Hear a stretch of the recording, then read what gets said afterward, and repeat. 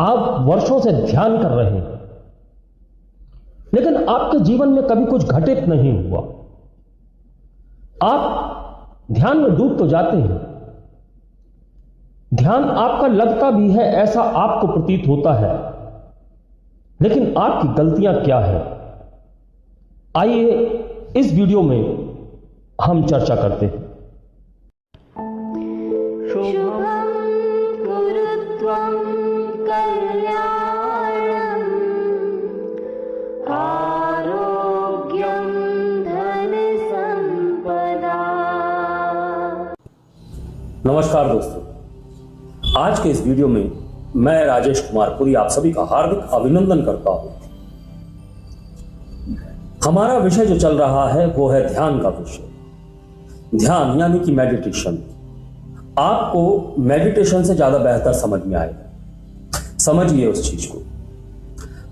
पिछले वीडियो में हमने ध्यान क्या है, यह क्यों किया जाता है, क्या आवश्यकता है इसकी जीवन में, और जो लोग ध्यान वीडियो के द्वारा सीख रहे हैं और जिनके पास में अभी तक या तो गुरु नहीं है, या वो बनाना नहीं चाहते हैं, या फिर वो वीडियो के द्वारा ही सीखना चाहते हैं, लेकिन उनके जीवन में कुछ घटित होता दिखता नहीं,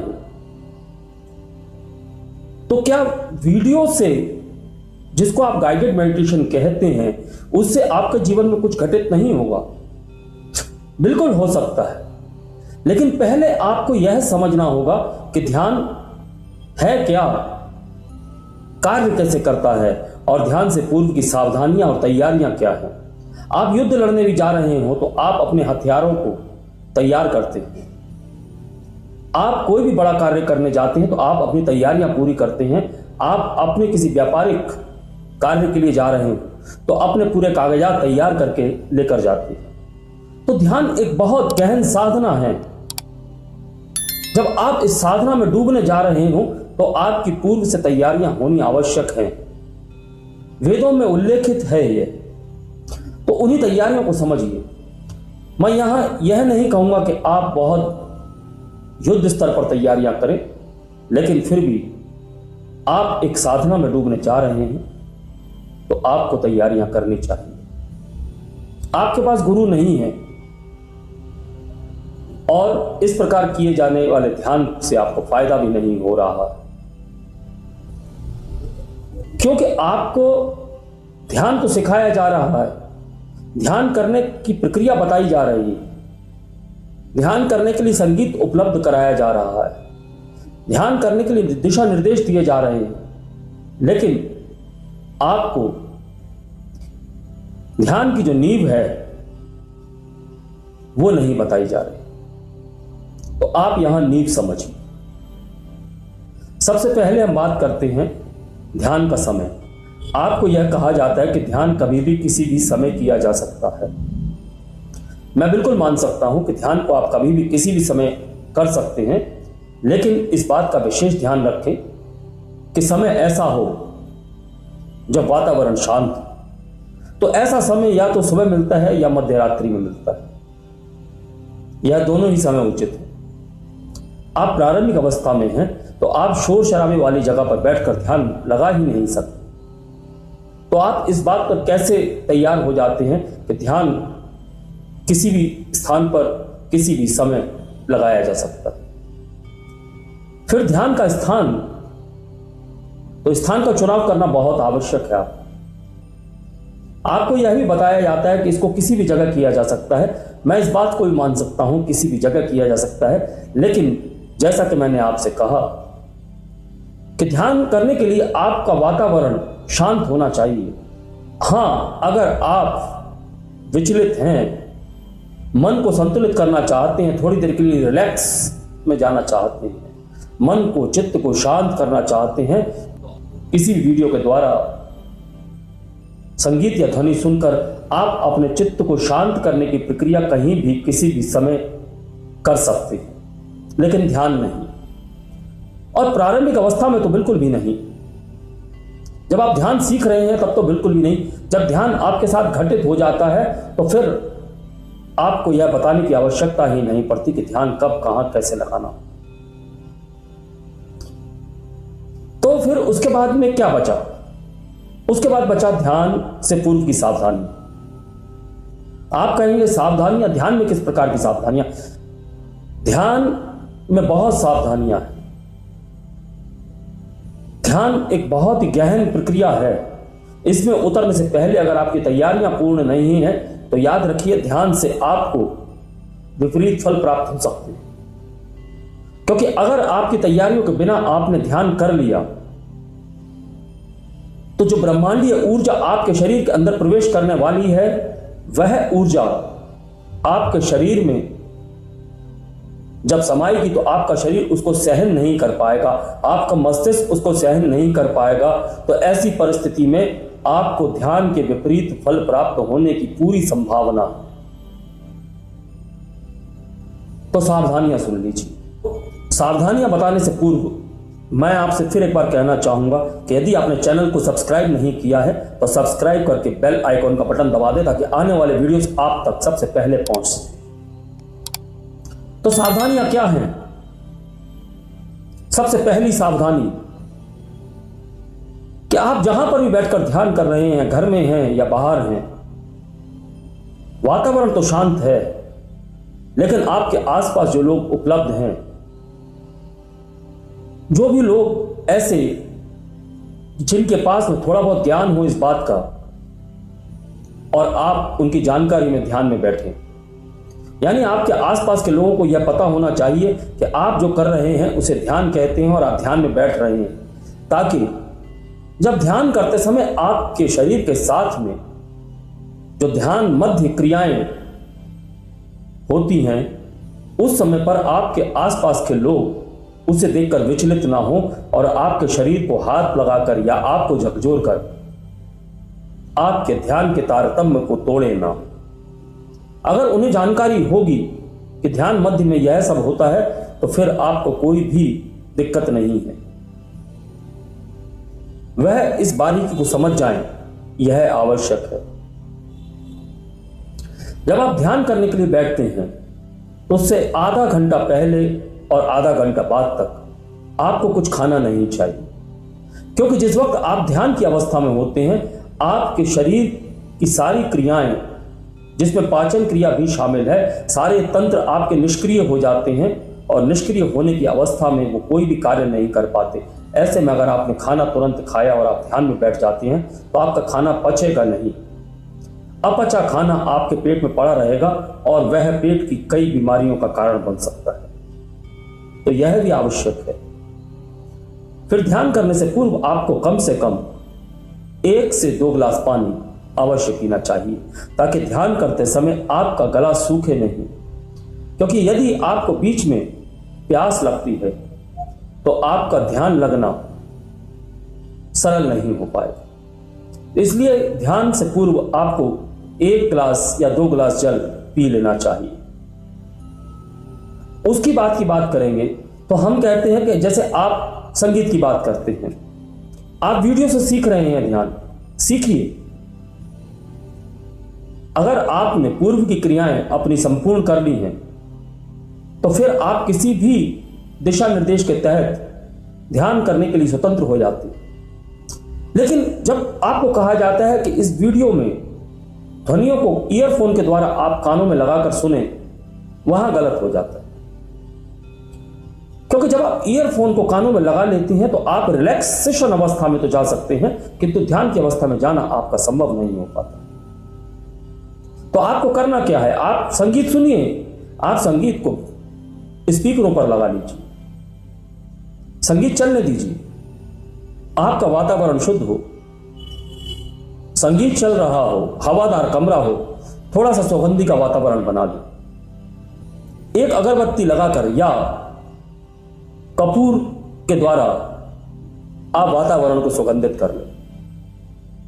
लेकिन आपका संगीत स्पीकरों पर बजता हुआ सही लगेगा, ध्यान तभी घटित होगा। लेकिन यदि आपने वीडियो में यह सुनकर के ईयरफोन लगाकर संगीत को सुनना है, यह अगर आपने कर लिया तो आप यकीन जानिए कि आपने ध्यान नहीं किया। आपका मन और चित्त सिर्फ शांत होगा, कुछ घंटों के लिए आपको रिलैक्सेशन मिलेगा, ध्यान आपका लगना मुश्किल हो जाएगा। क्यों? क्योंकि आपने अपनी ज्ञानेंद्रियों को बाधित कर दिया। जब ज्ञानेंद्रियां बाधित होती हैं तो आपको आसपास की जो वातावरण की चहल पहल होती है वह भी सुनाई नहीं देती। तो ध्यान में आप संगीत पर ध्यान लगा बैठे, तो ध्यान दीजिए, यह भी आवश्यक है कि संगीत को सिर्फ स्पीकर पर लगाकर रखा जाए, ना कि कानों में सीधा ईयरफोन के द्वारा।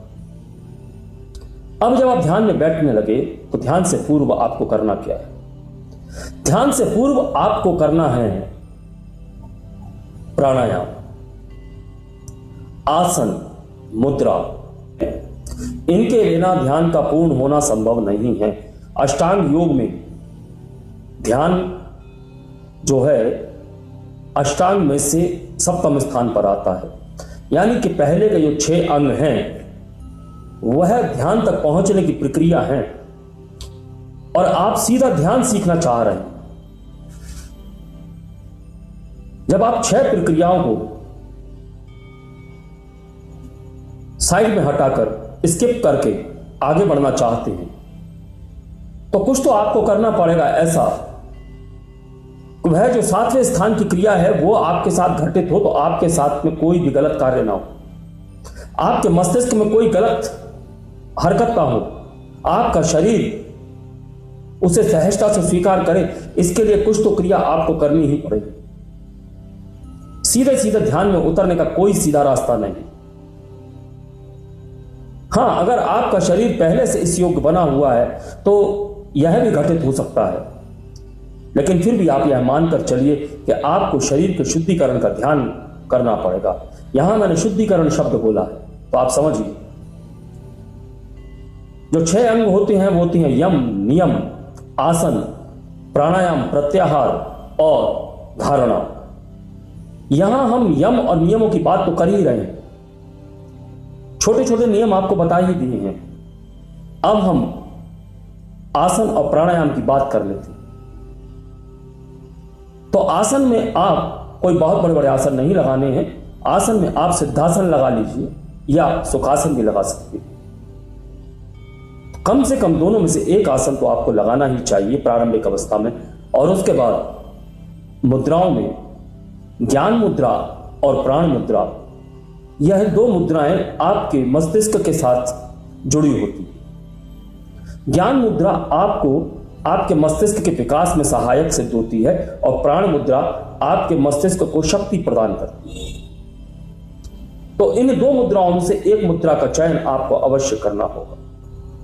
जब हम बात करेंगे प्राणायाम की, तो प्राणायाम आपको बहुत ज्यादा नहीं करना है, लेकिन फिर भी आपकी नाड़ियों को शुद्ध करने के लिए प्राणायाम करना आवश्यक है। नाड़ियां क्या होती हैं इस बारे में कभी हम आपसे आगे चर्चा करेंगे, लेकिन यहां पर मुख्य नाड़ियों के बारे में आपको बताना मेरा दायित्व बनता है। हमारी दाई नासिका और बाई नासिका से जुड़ी हुई 2 नाड़ियां होती हैं, जिन्हें हम ईड़ा और पिंगला के नाम से जानते हैं, या सूर्य नाड़ी और चंद्र नाड़ी के नाम से जानते हैं। जब हमारे शरीर में इन नाड़ियों का असंतुलन होता है तो हमारे शरीर में किसी ना किसी प्रकार की व्याधि लगी रहती है, और चूंकि यह नाड़ियां हमारे मूलाधार चक्र से जुड़ी होती हैं, तो मूलाधार चक्र हमारा सुषुम्ना नाड़ी से जुड़ा होता है, और सुषुम्ना नाड़ी हमारे 7 चक्रों को अपने अंदर समाये हुए होती है। और 7वां चक्र सहस्रार चक्र, ध्यान की अवस्था में ब्रह्मांडीय ऊर्जा आपको सहस्रार चक्र से ही प्राप्त होने वाली है। तो इसलिए इन नाड़ियों का शुद्धिकरण होना आवश्यक है। यदि ये नाड़ियां आपकी शुद्ध हैं तो फिर आपका ध्यान घटित होने में आपको समय नहीं लगेगा। जैसा आपको बताया जाता है कि ध्यान सरल है किंतु समय लगता है, यकीन जानिए कि यदि आप इन प्रक्रियाओं से गुजरकर ध्यान करते हैं तो ध्यान सरल भी है और समय भी नहीं लगता है। क्योंकि जब आपकी नाड़ियां शुद्ध होंगी, आपका मन चंद्र और सूर्य दोनों संतुलित अवस्था में होंगे तो आप जब ध्यान करने बैठेंगे तो आप सीधे के सीधे ध्यान की गहराइयों में डूबते चले जाएंगे। यह कोई बड़ी बात नहीं है कि यदि आपकी नाड़ियां शुद्ध हो गई तो शुद्ध होते ही तीसरे या चौथे दिन ही आपका ध्यान गहन अवस्था में जाना प्रारंभ कर। इसके लिए 20, 22, 25 दिन की आवश्यकता नहीं है और लोगों को सालों लगे जाते हैं। बात साधना की है, साधना आप वर्षों तक करिए। आप जितनी साधना करेंगे उतना अधिक आपके अंदर शक्तियों का प्रभाव होगा। अब जब हमने बात की चंद्र नाड़ी, सूर्य नाड़ी की, तो प्राणायाम कौन सा करना चाहिए? तो यहां चंद्रभेदी और सूर्यभेदी प्राणायाम का जिक्र होता है। यदि आप चंद्रभेदी और सूर्यभेदी प्राणायाम पहले से कर लेते हैं तो आपकी नाड़ियां शुद्ध हो जाती हैं और नाड़ियां शुद्ध होने के बाद में आप ध्यान में सरलता से डूब सकते हैं। यदि आप चंद्रभेदी और सूर्यभेदी प्राणायाम को अलग अलग नहीं कर पा रहे हैं तो एक सीधा साधा प्राणायाम अनुलोम विलोम, जिसमें इन दोनों नाड़ियों का, इन दोनों सूर्य और चंद्रमा नाड़ियों का भेद हो जाता है और वो संतुलित होने लगती हैं, तो आप अनुलोम विलोम अवश्य करें जब आप ध्यान में बैठने लगे हैं। उससे पहले आपको 5 से 7 मिनट अनुलोम विलोम अवश्य करना चाहिए। तो आपकी नाड़ियां जब थोड़ी सी शुद्ध हो जाएंगी तो आपका ध्यान लगना भी प्रारंभ हो जाएगा। और जब ध्यान लगना प्रारंभ हो जाएगा तो आपकी सुषुम्ना नाड़ी भी संतुलित होने लगेगी और सुषुम्ना नाड़ी संतुलित होते ही आपके अंदर ब्रह्मांडीय ऊर्जा का प्रवेश हो जाएगा, क्योंकि मस्तिष्क को आपने पहले से ही तैयार कर रखा है। इसलिए वह ऊर्जा जो आपके जीवन में एक चमत्कार बनकर आने वाली है, उस ऊर्जा को ग्रहण करने में आपको बिल्कुल भी समय नहीं लगेगा। आपके शरीर के अंदर वो शक्तियां पहले से उपलब्ध होंगी जो उस ऊर्जा को ग्रहण कर सके। तो यह तैयारियां आवश्यक हैं, समझिए आप इस बात को। अब जब मस्तिष्क में ब्रह्मांडीय ऊर्जा का प्रारंभ होना शुरू हो जाता है तो आपके शरीर में ध्यान मग्न अवस्था में क्रियाएं होती। वह क्रियाएं किस प्रकार की होती हैं और ध्यानोपरांत आपको किन किन बातों का ध्यान रखना चाहिए, हम इस बारे में अपने अगले वीडियो में चर्चा करेंगे। और अगले वीडियो में ही हम आपको ध्यान सरलता से लग जाए इसका एक सूत्र अलग से देंगे। तो आज मैं अपनी वाणी को यहीं विराम देना चाहूंगा, आप सभी से आज्ञा चाहूंगा। अगले वीडियो में आपसे फिर मुलाकात होगी, तब तक के लिए नमस्कार, धन्यवाद।